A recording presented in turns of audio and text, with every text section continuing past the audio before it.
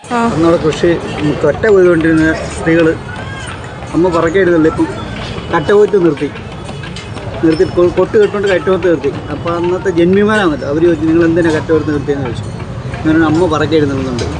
അന്നേരം അങ്ങനെ വാശിപ്പുറത്ത് പറഞ്ഞു, നിങ്ങളോട് പറയുന്ന ഈ അമ്മ 10 മിനിറ്റുള്ളിൽ എൻ്റെ പാടത്ത് ഞാൻ കൃഷി ചെയ്യുന്ന സ്ഥലത്തെത്താമെങ്കിൽ ഈ പാടം അമ്മയ്ക്ക് ഇഷ്ടദാനം നൽകാം.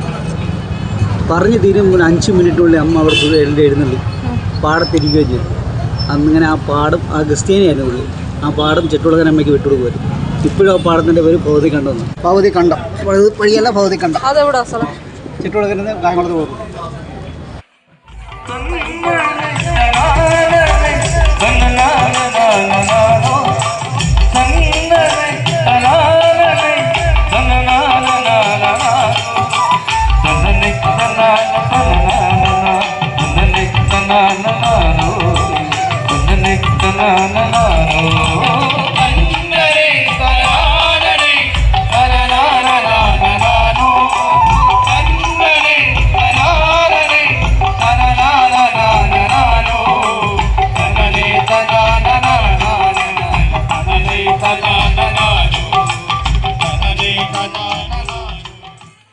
ഒരു കണ്ടവാ.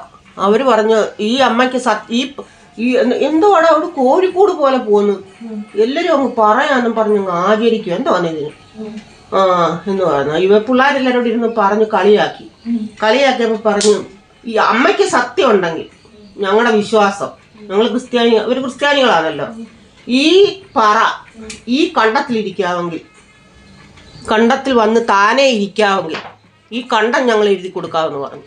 അങ്ങനെ കണ്ടം എഴുതി കൊടുക്കുന്നു. പിന്നെ കണ്ടം എഴുതി അവർ കൊടുക്കുമായിരുന്നു. ക്രിസ്ത്യാനികളുടെ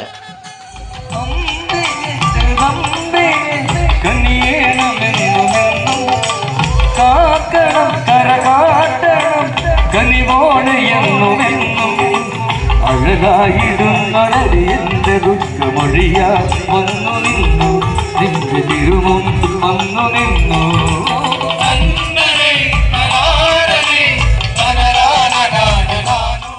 അങ്ങനെയല്ല, ഒരു പറയെഴുന്നള്ളത്തിന് അമ്മ പോയി. അപ്പോൾ ഒരു വീട്ടിൽ അമ്മ കൊഞ്ചും മാങ്ങാൻ വെക്കുമായിരുന്നു.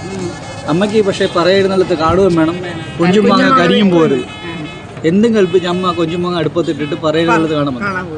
തിരിച്ചെന്നപ്പോൾ കുഞ്ഞുമ്മക്ക് യാതൊരു കുഴപ്പമില്ല. അങ്ങോട്ട് അമ്മയ്ക്ക് ഈ വീട്ടിലുള്ള എല്ലാ ആചാരങ്ങൾക്കും കുഞ്ഞുമ്മങ്ങ വേണം. നാളത്തെ ദിവസം